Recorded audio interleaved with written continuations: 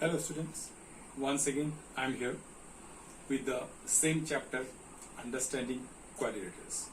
So students, what we discussed in the last class, let us do a recap of it. In the last class we have discussed some properties, 4 properties. The properties are here. See students, these are the properties we have discussed in the last class, last 2 classes.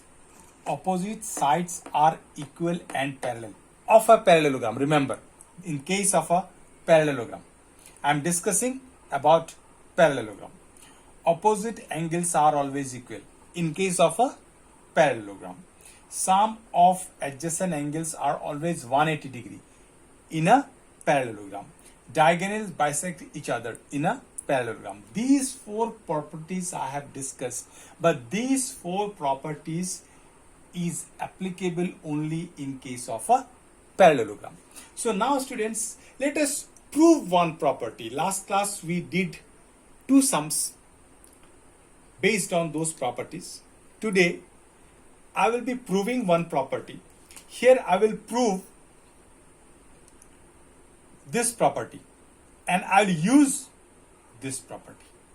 See students, last class also we did, I used this property and I prove this property by taking the angles, but today I will be proving theoretically. When the sums comes in exam, it's like this: prove that opposite angles are equal. Suppose question is like this: prove that the opposite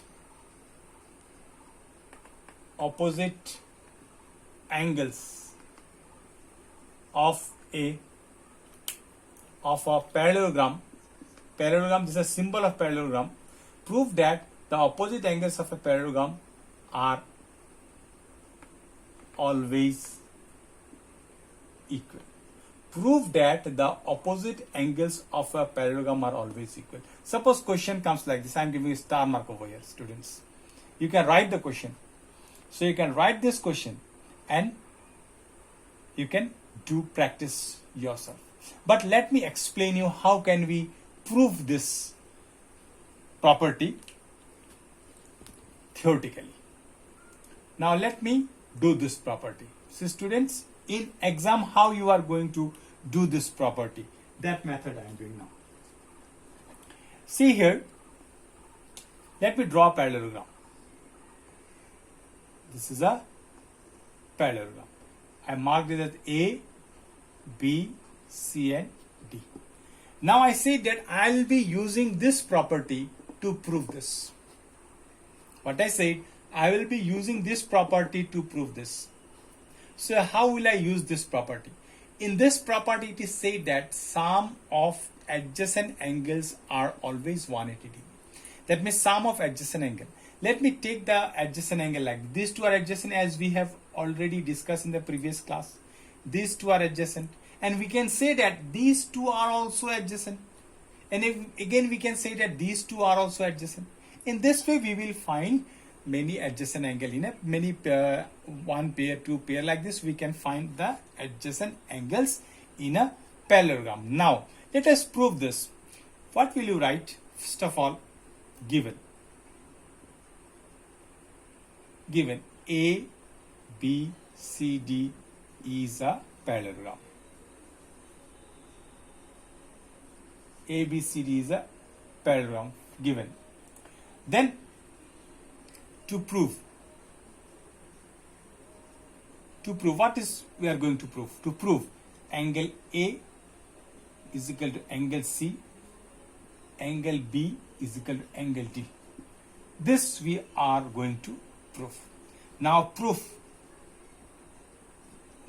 we'll be doing proof now. See students, in this proof what will I do? First of all, I can say that angle A plus angle D is equal to 180 degree. Since sum of adjacent angles, this property we have already done. Angle A plus angle D is equal to 180 degree. We already did this is the property. Sum of adjacent angles are always 180 degree. A and D are adjacent angle. Sum of the adjacent angle is 180 degree. Then again we can say that angle D plus angle C is equal to 180 degree. Same reason. Here these two are adjacent angle. Angle D plus angle C is equal to 180 degree. Now students, what we find? We find that angle A plus angle D is equal to 180. Angle D plus angle C is also is equal to 180 degree. Now what can we say from here? Suppose one example I am giving you. So stepwise we will be going. So one example. To what will I write from here? To understand this one, I am giving you an example over here. So example is, suppose if I say that x is equal to 2, y is equal to 2. So what can we say now? X equal to 2, y is equal to 2. What can we say? We can say that x is equal to y. We can say x is equal to y. Why? Because value of x is 2 over here. Here is value of y is 2 over here. So what can we say? We can say x is equal to y. So now again one more example I am giving you students. One more example. To make this conception clear, let me go through some examples. One more example. Suppose if I write x plus y is equal to 16. X plus y is equal to 16. And if I write y plus z is equal to 16. Then what can we say students now? What can we say? Here x plus y is equal to 16. Y plus z is also equal to 16. So we can say that as we read earlier, x plus y is equal to y plus z. Both are equal. Both are equal because both are 16. That's why I can say that both are equal. Here also what can we say? A plus D is equal to 180. D plus C is equal to 180. What can we say? We can say that both are equal. So I can write angle A plus angle D is equal to angle D plus angle C. From this you mark this as 1 and this you mark this as 2. Here we can write from 1 and 2. So now students, what can we say? Now what can we say students? Now I have got this one. A plus angle D is equal to angle A plus angle D is equal to angle D plus angle C I have got. Now what will you do now? So how will you find that? I have to prove that angle A is equal to angle C. I have to prove angle A and angle C are equal. Now how can I do this? What will I do with this? Now let me give you one example students. Let me give you an example. Stepwise we are learning. Let me give you an example. Suppose if I write x plus 2 is equal to 2 plus y. So what can we write students? We can say that x plus 2, if I transpose to this direction, it will be minus 2 is equal to y. So why let it be over here? I am not transposing y. I am transposing 2 only this side. Now 2 minus 2, 0. So x is equal to how much? Y. See, this thing I am using over here now. So if I transpose d over here, it will be d minus d. Like this, it will become like this. It will become like this. Angle A plus angle D. If I transpose angle D to this direction, it will become minus angle D is equal to angle C. C I am not transposing. I am transposing only angle D. Now D minus D 0. So what can I do? Angle A is equal to angle C. So here also directly we can cancel D cancel. So implies we can write that angle A is equal to angle C. See, A and C are equal. See students, we have got A and C. Angle A is equal to angle C. We have got both are equal. That means opposite angles are equal. Now what will you do for B and D? So what will you do for B and D? Now here what you observe the pattern over here.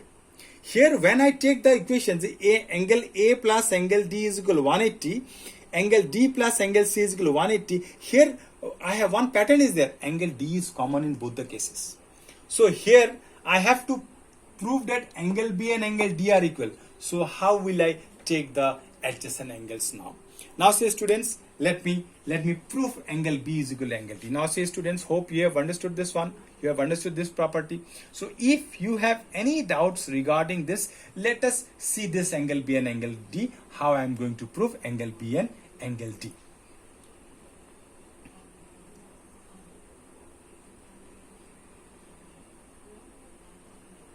Now we are going to prove angle B is equal to angle D. So what will I do now, students? Proof. So I can write angle D plus angle C is equal to 180 degree. 180 degree.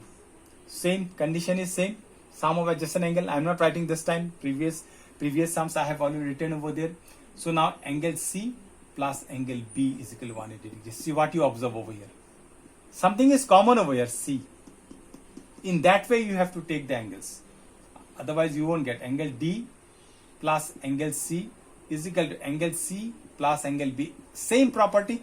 This is as 1 and this is as 2. I will symbolize as 1 and 2. Here I will write from 1 and 2. I will write from here 1 and 2. So what will I write now from 1 and 2? As I have done like this, same property I will use. Angle C will be cancelled.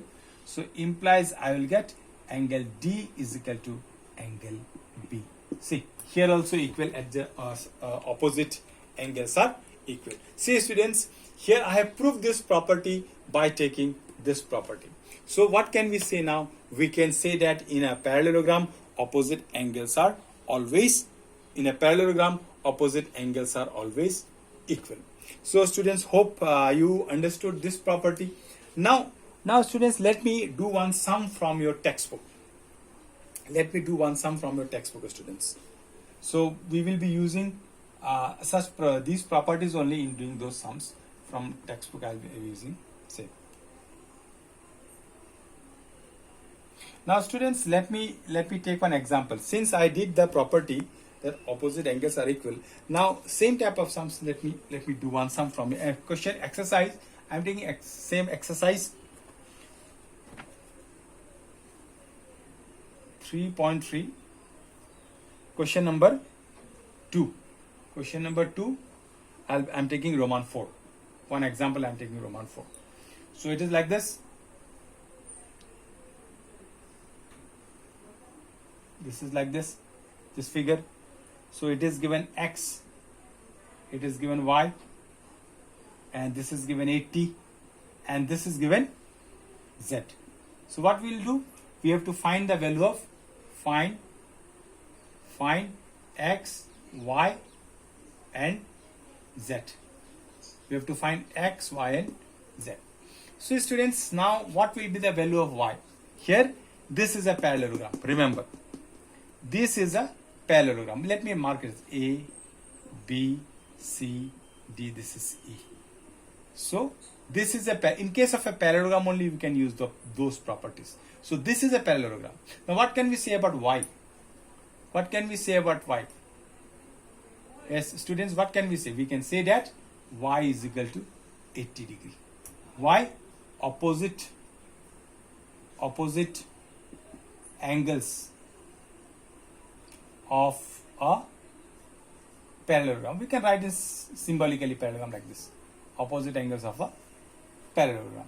Now again, what can we say about this X and 80 or Y and X? So we can write that X plus Y is equal to 180.